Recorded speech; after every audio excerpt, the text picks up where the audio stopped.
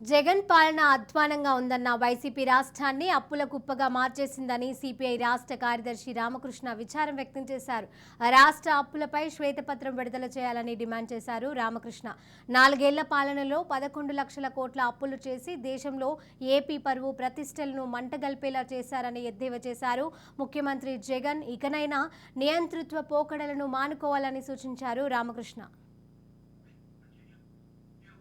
ముఖ్యమంత్రి జగన్మోహన్ రెడ్డి శెట్టి బలిజ సామాజిక వర్గానికి అవకాశం ఇస్తే ఎమ్మెల్యేగా పోటీ చేస్తానని డాక్టర్ బిఆర్ అంబేద్కర్ కోనసీమ జిల్లా Mummidivaram market committee chairman Kudipudi Srimannarayana తెలిపారు. తనకు అన్ని సామాజిక వర్గాల నుండి సన్నిహిత సంబంధాలు ఉన్నాయని, ఆర్థికంగానూ సామాజిక వర్గాల పరంగా ముమ్మిడివరం నియోజకవర్గంపై తనకు పట్టుందని ఆయన ప్రకటన చేశారు.